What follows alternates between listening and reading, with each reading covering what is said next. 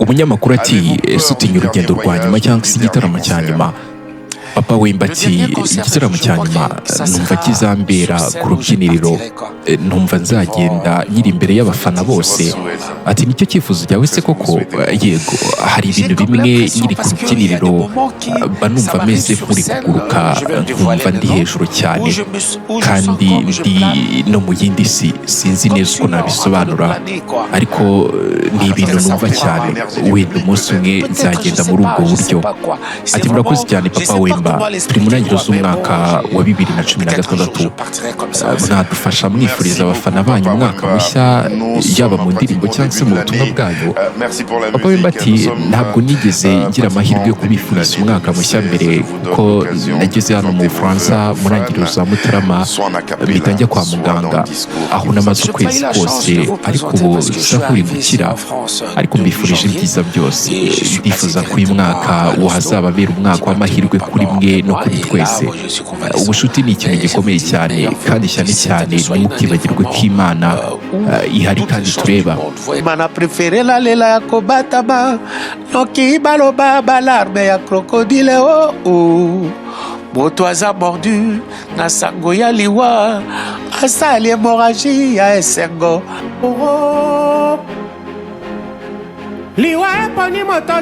Hari amazina atagisaza muri Afurika, kandi rimwe na rimwe aya mazina ni Papa Wemba. Yarenze kuba umubyinnyi usanzwe cyangwa se umuririmbyi wakunzwe. Yari ijwi ry'igisekuru, ikimenyetso cy'umuco wa Kongo ndetse n'umwami wa rumba, n'injyana byinshi byahinduye umuziki wa Afurika burundu. Kuva ku buzima bworoheje mu mudugudu muto wa Lembofu kugeza ku rubyiniro runini rw'isi, Papa Wemba yanyuze mu rugendo rwuzuyemo imana idasanzwe, ubuzima bwo kwamamara, imyambarire yavugishije benshi ndetse n'inkuru zitazibagirana. Uyu mugabo yashinze amatsinda yahinduye amateka y'umuziki, afasha kuzamura ibyamamare byinshi, yigarurira Afurika n'Uburayi, ndetse abumwe mu bahanzi bake bashoboye kugeza umuziki wa Kongo ku rwego mpuzamahanga. Ariko nyuma y'iyo ntsinzi yose hari ubuzima bwuzuyemo ibigeragezo, urukundo, ibibazo n'urugendo rutoroshye rw'umwana wakuze aririmbishwa n'indirimbo z'akababaro za nyina, kugeza ahindutse ijwi ryumvikana ku isi yose. Jire Shungu wa Mbandiyo Pene Kikumba, wamamaye cyane ku izina rya Papa Wemba, avuga ku itariki ya 14 Kamena 1949 mu gace ka Lembofu, n'umudugudu wo mu cyaro cyo mu karere ka Kasai muri Kongo, igihe yari kiri mu maboko y'Ababiligi. Igihugu bukizwe nka Repubulika Iharanira Demokarasi ya Kongo. Yari umuhungu wa mbere mu muryango mugari uyobowe na se wakoraga akazi ko kugenzura imisoro ku mipaka, kandi akaba n'umuyobozi w'umudugudu. Se yari afite abagore bane ndetse afite n'abana benshi. Papa Wemba nigeze agira amahirwe yo gukurana na se kuko yapfuye mbere y'uko n'ubundi avuka, cyangwa se mu gihe yari akimara kuvuka.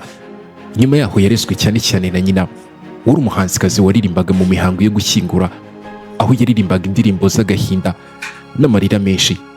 Papa Wemba yaje kuvuga ko muri uwo murage wa nyina aribwo yatangiye gukunda umuziki no kuririmba, kuko uburyo nyina yaririmbagamo amarira n'akababaro byamwigishije gukoresha ijwi afite n'amarangamutima menshi. Akiri muto umuryango waje kwimukira Kinshasa, bava mu buzima bwo mu cyaro Kasai bajya mu murwa mukuru wuzuyemo umuziki n'umuco mushya. I Kinshasa niho Papa Wemba yatangiye gukura yumva injyana za rumba ya Kongo ndetse n'indi miziki mishya yari kuvuka nyuma y'uko igihugu cyatangiye kwigenga. Mu mwaka wo mu 1996 se nibwo yapfuye. Hanyuma mu 1973 na nyina aza kwitaba Imana. Ariko icyo gihe Papa Wemba yari amaze gutangira urugendo rwe mu muziki ku giti cye. Yakuriye cyane Kinshasa kuko hariho yimukiye afite imyaka hafi 6. Yize mu mashuri muri uwo mujyi, kandi akiri umunyeshuri yakundaga gukora ibikorwa bya muzika hamwe n'inshuti ze. Bafatanyaga kuririmba no kugerageza uburyo bushya bwo kuvanga injyana za Kongo. Ageze hafi ku myaka 19 y'amavuko nibwo yafashe icyemezo cyo kureka amashuri kugira ngo yibande burundu ku muziki, kuko yari amaze kubona ko hari inzozi nyamukuru zo kumugeza ku cyo yifuzaga kugeraho. Nyuma y'urupfu rwa se, Papa Wemba yinjiye muri korali ya Kiliziya Gatolike ya Saint Joseph Kinshasa, aho niyo yagiye kuririmba mu buryo buteguye neza, yitoza guhuza amajwi n'abandi ndetse hamenya gukoresha neza ijwi rye. Akiri umwana hagati y'imyaka 11 na 13 yakundaga kuririmba n'inshuti ze bakoresheje ibikoresho byoroheje, baririmba ubwabo. Ibintu byabafashije mu mpano yo gukura hakiri kare, batangira gusobanukirwa byinshi mu rugendo rwabo. Imiterere y'ijwi rya Papa Wemba yaturutse cyane kuri nyina waririmbaga indirimbo zo mu mihango yo gushyingura. Uburyo nyina yaririmbagamo, amarira n'agahinda bwagize uruhare runini mu gutuma papa Wemba agira ijwi ryoroshye kandi ribabaje cyane mu kumenyekanisha cyane umuziki we. Kinshasa yari umujyi uhuza amoko menshi arenga 450. Ibintu byatumaga habamo kuvanga imico n'injyana zitandukanye. Wemba yakuze yumva abahanzi bakomeye nka François Luamba, Tambuleye ndetse na La Grande Care. Yumvaga kandi injyana zo muri Cuba, izo muri Afurika y'Iburengerazuba ndetse n'umuziki waturukaga cyane i Burayi na Amerika. Yakunze kandi umuziki wa John Benchko, James Brown ndetse n'itsinda rya The Beatles. Iyo miziki yose yamufashije gutekereza uburyo bushya bwo kuvanga rumba ya Congo n'ijwi rya gitari z'amashanyarazi ndetse n'injyana zifite umuvuduko mwinshi.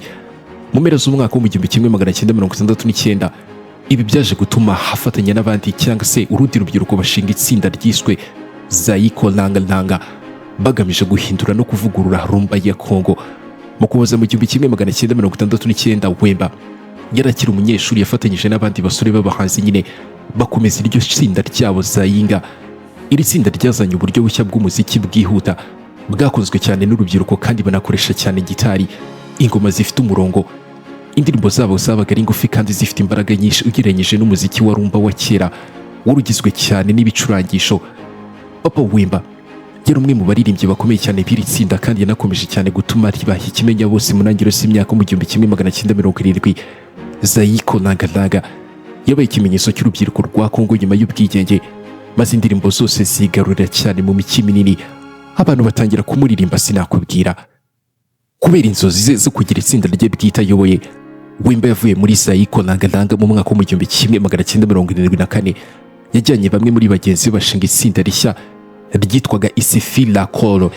Iri tsinda ryari rifite umwihariko wo gukoresha ingoma gakondo yitwa Lokolo, ikozwe mu giti kinini cyabajwe imbere, bakaririmba injyana yabo mu buryo budasanzwe. Isifi Lokolo yabonye itsinzi mu gihe gito kubera umuziki wayo mushya kandi wihariye, ariko nyuma y'umwaka umwe gusa irasenyuka kubera ibibazo by'imbere mu itsinda.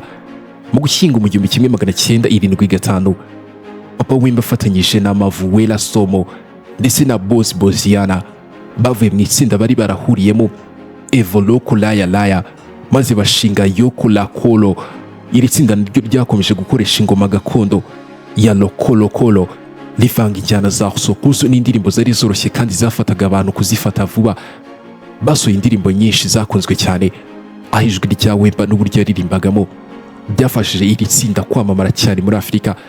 Nubwo ryari rifite itsinzi, Yoko La Kolo ryasenyutse mu mwaka wa 1978 kubera ibibazo by'imiyoborere, ubwumvikane buke n'ibibazo byo gutunganya ibikorwa byaryo. Aya matsinda yose Papa Wemba yanyuzemo yamufashije kuva ku rwego rwo kuva ku muririmbyi usanzwe mu itsinda amugeza ku rwego rwo kuba umuyobozi w'itsinda rifite icyerekezo cyihariye. Yatangiye kumenyekana nk'umuntu ukunda guhanga udushya no gukora umuziki ukurura cyane urubyiruko rwo mu mujyi. Mu mwaka wa 1977 nyuma y'amakimbirane n'ibibazo byari bimaze kuvuka muri Yako La Kolo, Papa Wemba yashinze itsinda yise Viva la Musica i Kinshasa, ryabaye inkingi ikomeye cyane y'umuziki. Izina Viva la Musica yarikuye ku magambo yumvise mu gitaramo cy'itsinda ryitiriwe Final All Star ryabereye Kinshasa mu mwaka wa 1974. Aya magambo yasobanuraga kwishima no guhimbaza umuziki mu buryo bukomeye kandi bufite ibyishimo. Viva la Musica yahise rwose iba mu matsinda akomeye cyane muri Zaire, igihugu cyitwa Repubulika Iharanira Demokarasi ya Congo. Wemba yakusanyije abasore bafite imbaraga n'impano, bashyira imbere ibitaramo bifite umuvuduko mwinshi n'imbyino zikurura abantu benshi. Iri tsinda ryatangiye ku njyana ya sokuzu, injyana yihuta yakomotse kuri rumba ya Congo, izwi cyane kubera uburyo yari ifitemo gitari zicuranwa ku muvuduko no gukoresha ingoma zifite imbaraga. Viva la Musica yagumanye umusingi wa Zaiko Langa Langa, ariko ishyira imbere cyane ijwi rya Papa Wemba ryuzuye amarangamutima ndetse no gusubisanya mu kuririmba hagati y'umuhanzi n'abaririmbyi bamufasha. Indirimbo za mbere z'iri tsinda hariyo bise Elisa zagaragaje uburyo sokuzu yabyinwaga cyane, ariko Papa Wemba yongeyemo udushya twinshi nk'amajwi ahuzwa neza hagati y'abaririmbyi n'ingufu nshya mu njyana. Abacuranzi ba gitari bakoreshaga uburyo bwo kwihuta cyane mu gucuranga, ibintu byatumaga indirimbo ziba ndende kandi zifite uburyohe bukomeye ku rubyiruko rwo muri Kinshasa. Mu ntangiriro z'imyaka mu 1980 Papa Wemba yimukiye Paris mu Bufaransa, ajyana na bamwe mu muryango we bakomeye cyane ba Viva la Musica. intego yabo yari ukwaguka no kwagura umuziki we ukarenga Kongo ndetse ukagera ku rwego mpuzamahanga. I Paris hari harahindutse icyicaro gikomeye cyane cy'abahanzi b'Abanyafurika ndetse n'abateza imbere umuziki wo ku isi. Ibintu byafashije Wemba kubona amahirwe mashya. Ageze i Paris yashinze Hindi La Viva la Musica y'Iburayi itandukanye cyane n'iyari isigaye Kinshasa, byatumye ashobora gukora indirimbo zihuje n'abahanzi b'umuziki b'i Burayi anakoresheje ibikoresho byinshi kandi ananosora uburyo indirimbo zitunganywa. Mu gihe itsinda ryari Kinshasa ryakomezaga kwamamara muri Kongo, ubu buryo bwo kugira amatsinda abiri bwafashije Wemba gutangira gukora ibitaramo byinshi Burayi no kumenyekanisha injyana ye ku rwego mpuzamahanga. Mu mwaka w'igihumbi kimwe magana cyenda inani karindwi yagiranye amasezerano n'abateza imbere ibitaramo byo mu Buyapani. Ibintu byafunguye amarembo mashya y'umuziki we ku isi yose ndetse binamutegurira gukorana n'abahanzi bo mu burengerazuba bw'isi. Mu myaka yakurikiyeho, Wemba yabaye umwe mu bantu b'ingenzi cyane bagize uruhare rukomeye cyane mu kumenyekanisha umuziki wa Kongo ku rwego mpuzamahanga. Mu gihe yari ari i Burayi, yakomeje kwerekana imyambarire, umuco n'imiterere y'Abanyekongo bituma afatwa nk'ikirango cy'umuziki nyafurika ku isi. Intsinzi nini yaje gukomera mu myaka yakurikiyeho, harimo album yise Emotion yakoze mu 1995 yagurishijwe kopi zirenga 100,000. Wemba kandi yabaye umwe mu bantu bahinduye burundu rumba ya Kongo iki yafatanyaga gushinga Zaiko Langalanga mu 1969. Iri tsinda ryakuyeho uburyo bwa kera bwakoreshwaga impamba nyinshi, ahubwo rishyira imbere gitari z'amashanyarazi n'ingoma za kizungu. Ibintu byabaye umusingi w'injyana. Zaiko yakomezaga cyane igice cy'indirimbo cyitwa Sebena, aho gitari zacurangwaga ku muvuduko mwinshi kandi zigafasha abacuranzi gukoresha ubuhanga bwihariye igihe kinini. Itsinda kandi ryavanze cyane nyafurika n'amakimbirane ku mugabane w'Uburayi ndetse n'umuziki wamamaye ku isi. Uburyo bwatumye rumba irushaho kugira umuvuduko, imbaraga n'imiterere ya gisirimu ikundwa cyane n'urubyiruko rwo mu mijyi. Viva la Musica rero yakomeje kubungabunga uburyo bwa rumba bwo gucuranga gitari nyinshi zihurirana neza, ariko Wemba yongeramo ibikoresho by'ikoranabuhanga, uburyo bugezweho bwo gutunganya indirimbo ndetse n'ingufu. Ibi byose byatumye bicyamamara udashobora gutekereza. Papa Wemba kandi yanaretse kandi afasha kuzamura impano z'abahanzi benshi, harimo Koffi Olomide waje kuba umwe mu bahanzi bakomeye cyane muri Afurika. Mu myaka yo mu 1980, Viva la Musica yatangiye gukora ibitaramo byinshi i Burayi no mu Buyapani, harimo igitaramo gikomeye cyabereye Tokyo mu 1946. Mu mwaka wa 1948, Papa Wemba yakoze indi album. Iyi album yavangaga rumba n'injyana sokuzo mu buryo bushya, harimo indirimbo nka Mandola zakunzwe cyane. Bidatinze Wemba yinjiye mu mwuga wo gukina filime muri Zaire yasohotse mu 1947 yitwa La Vie est belle, bisobanura ngo ubuzima ni bwiza. Iyi filime yayobowe n'umugabo witwa Benit Lemi hamwe na Mweze Ngugalo. Muri iyo filime Papa Wemba yakinnye ari umuhanzi uturuka mu cyaro ufite ubuzima bugoye wimukiye Kinshasa ashaka kuba icyamamare mu muziki hagati mu mujyi wari wuzuyemo ibikorwa by'umuziki n'imyidagaduro. Iyo filime yavanze inkuru y'umusore uva mu bukene akagera ku nsinzi n'injyana za rumba ya Kongo. Ibintu byakoze ku mutima y'abantu benshi muri Afurika. Kuba Wemba yarasanzwe ari icyamamare mu muziki byatumye umukino we uba rwose wo kwizerwa cyane, kuko ubuzima yakiniye bwari busa cyane n'ubuzima bw'inyabwo. Iyo filime yabaye imwe mu zamuhesheje kumenyekanisha cyane hanze y'umuziki y'isi, atangira kuvugwa sinakubwira. Nyuma yaho yongeye kugaragara muri filime yiswe Combat de Vol yasohotse mu 1997, izwi kandi nka Wild Games, aho yakinnye yitwa L'Africaine. Iyo filime nayo kandi yanakinnyemo n'abakinnyi bazwi cyane nka Richard Borg. Mu mwaka wa 2005, Papa Wemba yongeye gukina muri filime y'Abanyekongo yitwa Laze Habit, aho yakinaga yitwa Makasi. Iyo filime rwose yakoreshejwemo benshi mu bahanzi bazwi cyane muri Kongo kugira ngo bayigaragaremo. Nubwo Wemba yagaragaye muri filime zitandukanye, gukina sinema ntabwo byigeze biba umwuga we nyamukuru, ahubwo yakundaga guhabwa cyane imyanya ijyanye n'ubuzima nyafurika cyangwa se umuziki, kandi nta nubwo yigeze amenywa nk'umukinnyi wa filime wabigize umwuga mu buryo bwagutse. Mu mwaka wa 2012 yanagaragaye mu kanya gato muri filime y'Ababiligi yitwa Kinshasa Kiri, yavugaga ku bantu mu mihanda ya Kinshasa. Muri rusange ibikorwa bya Wemba muri sinema byafashije cyane kwerekana ubuzima bwo mu mijyi ya Afurika, umuziki wa Kongo ndetse n'uruhare rw'abahanzi mu muryango nyafurika. Yafatwaga nk'ikirango cy'umuco nyafurika kurusha kuba umukinnyi wa filime usanzwe. Wemba yashakanye na Marie Rosa Lozolo, wari uzwi kandi nka Amazon cyangwa se Mama Marie Lozolo. Byari mu mwaka wa 1970, ubwo bahuraga Wemba yari afite imyaka 20 naho Mary afite imyaka 14 y'amavuko. gushyingiranwa kwabo byamaze hafi imyaka 50 babana kugeza igihe papa Wemba yapfiraga 2016. Babyaranye abana 6 kandi Mary Rosa yagiraga uruhare runini cyane mu mibereho y'umuryango. Nyuma y'urupfu rwa papa Wemba yakomeje kugaragara mu bikorwa byo kwibuka no guha icyubahiro umugabo we nubwo yaramaranye igihe kinini n'umugore we, ariko Wemba yagiraga n'abandi bagore hanze y'urugo ndetse yabyaye n'abana benshi. Mu biganiro bitandukanye yavuze ko afite abana 32 muri rusange, nubwo ari amakuru amwe yavugaga ko yari afite abana 13 yabyaranye n'abagore batandukanye. Mary Rosa Luzolo bivugwa ko yareze benshi muri abo bana, ibintu byafashije umuryango gukomeza kubaho mu mahoro nubwo Wemba yahoraga ari mu rugendo rwinshi kubera akazi. Imibereho y'umuryango wa Wemba yari ifitanye isano n'umuco wo gushaka abagore benshi wari usanzwe n'ubundi mu karere ka Kasai yakomokagamo. Yari imfura mu bana bakomokaga ku bagore 4 base.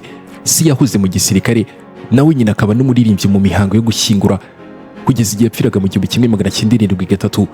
Nyuma y'urupfu rwa se mu 1966, Wemba yatangiye gufata inshingano nyinshi zo kwita ku muryango. Mu myaka ya nyuma, we na Mary Rosa bashyize imbere cyane amashuri y'abana babo mu Bufaransa, bashaka uburyo cy'abana babo babona ubuzima bwiza n'uburezi buhamye. Nubwo Wemba yahoraga azenguruka isi kubera umuziki, mu magambo ye bwite Wemba yakundaga kuvuga ko ari umugabo n'umubyeyi witangira umuryango nubwo atari icyamamare gikomeye imbere y'abantu nk'uko byavugagwa. Wemba kandi yabaye ikimenyetso gikomeye cyane n'umuco wa lesepa, ijambo rikomoka ku mvugo y'Igifaransa risobanura umuryango w'abakunda uburanga, imyambarire ihenze n'imico y'abanyacyubahiro. Yari umwe mu bantu bakomeye cyane bakwirakwije ndetse benshi bamwitaga papa wa lesepa. Yakundaga kwambara amakoti n'amakositimu y'Uburayi adoze neza cyane, inkweto zibengerana ndetse n'ibindi bikoresho by'imideri byamugaragazaga nk'umuntu ufite icyubahiro n'igikundiro. Kuri we kwambara neza ntabwo byari kwiyerekana gusa, ahubwo byari uburyo bwo kwihesha agaciro no guhangana n'ubuzima bukomeye abantu benshi muri Kongo banyuragamo. Wemba yizeraga ko umuntu wambaye neza aba yumva afite imbaraga, icyubahiro n'agaciro. Mu nyandiko n'amashusho menshi yagaragaje ubuzima bwe, yakundaga kwereka abantu imyenda myinshi cyane yabikaga neza kandi yitaho mu buryo bukomeye. Ubuzima bwe bwari bwuzuyemo ingendo nyinshi hagati ya Kinshasa, Ibari n'ibindi bihugu byinshi ku isi kubera ibitaramo. Iyo mibereho yamufashaga gukomeza kwamamara, ariko kandi kanamunaniza cyane ku mubiri. Nyuma yo gufungwa mu myaka ya 2000 hazira ibibazo bifitanye isano cyane no gufasha abantu kwimukira mu Burayi mu buryo bunyuranyije n'amategeko, Wemba yarushijeho kwegera ubuzima bwa Gikristo, atangira gushyira imbere amasengesho n'imibereho yegera Imana, ariko nigeze ariko wa muco we wiswe lasebe cyangwa se gufasha abahanzi bato bamufatiragaho urugero. Mu myaka ya mbere y'urupfu rwe, nta ndwara ikomeye yari yaratangajwe ku mugaragaro, nubwo hari abantu bavuze ko rimwe na rimwe yajyaga agaragara ananiwe cyangwa se afite intege nke mu bitaramo bye bya nyuma. Nubwo yarageze mu myaka irenga 60 yakomeje gukora ibitaramo byinshi kandi agaragara nk'umuntu ufite imbaraga. Tariki ya 24 Mata 2016, Wemba yaguye ku rubyiniro ubwo yaririmbaga mu gitaramo. Ibintu byatunguranye cyane ku isi yose ndetse bikarangira yitabye Imana. Urupfu rwe rwabaye inkuru ikomeye cyane muri Afurika no ku isi, kuko yari umwe mu bahanzi bakomeye cyane umuziki wa Kongo n'uwa Afurika byigize kugira. Ku rukiriro rwa tariki ya 24 Mata 2016, Wemba yaguye ku rubyiniro ubwo nyina ari kuririmba mu iserukiramuco rikomeye cyane mu muziki witwa Femwa ryaberaga Abidjan muri Cote d'Ivoire. Twigeze no kubitangira naho. Icyo gihe yari afite imyaka 36 y'amavuko kandi ni wari umuhanzi mukuru cyane wari uteganyijwe cyane muri icyo gitaramo. Amashusho yafashwe muri ako kanya yerekanaga Wemba ari kuririmba hagati y'ababyinnyi bamufashaga, hanyuma mu buryo butunguranye agwa hasi hagati mu ndirimbo. Abari kubyinira n'abateguraga ibitaramo bahise batangira kugira ubwoba bwinshi, maze abaganga bari baraho batangira kuza guhurura kugira ngo bamutabare. Yese ajyanwa kwa muganga byihuse, ariko niyongeye kugira ubwenge. Bivugwa ko yapfuye ari mu nzira hijya kwa muganga cyangwa se akimara kuhagera. Urupfu rwe rwese rutangaza abantu benshi cyane muri Afurika no ku isi yose, kuko nta muntu wari witeze icyo cyamamare gikomeye ko cyapfa muri ubwo buryo mu buryo butunguranye. Mu masaha ya nyuma y'urupfu rwe, icyamwishe ntabwo cyese gitangazwa neza. Abari muri icyo gitaramo bavuze ko yese yumva amerewe nabi cyane mu buryo butunguranye, ari hagati yo kuririmba. Muri icyo gihe nta makuru yarigeze agaragaza ko afite uburwayi bukomeye. Nubwo yarageze mu zabukuru, yakomezaga gukora ibitaramo byinshi no kuzenguruka isi. Ibintu byerekanaga ko yarari gukunda cyane umuziki ndetse no guhura n'abakunzi be. Repubulika Iharanira Demokarasi ya Kongo yahaye Wemba icyubahiro gikomeye cyane. Tariki ya 2 Gicurasi 2016, Perezida Joseph Kabila yamuhaye umudari wa Grand Official of the Nation Order umwe mu midari y'ikirenga igihugu gitanga mu rwego rwo guha agaciro uruhare rw'uwagize umuziki icyo wabaye cyo rwose mu muco wa Kongo. Icyo gihe yatangajwe nk'intwari y'igihugu kubera uburyo yamenyekanishije Kongo ku isi yose. Umuhango wo kumusezeraho wabaye tariki ya 4 Gicurasi 2016 Kinshasa, witabirwa n'imbaga y'abantu ibihumbi n'ibihumbi. Imihanda yuzuye abantu bari baje kuririmba no guha icyubahiro uwo bafataga nk'umwami wa rumba ya Kongo. Wemba yasize umurage ukomeye cyane mu muziki nyafurika. Yagize uruhare rukomeye cyane mu guteza imbere rumba ya Kongo, avanga injyana za gakondo za Afurika hagati n'umuziki wa kizungu ndetse n'indi miziki ya kijyambere. Ibi byafashije umuziki wa Kongo kumenyekana ku rwego mpuzamahanga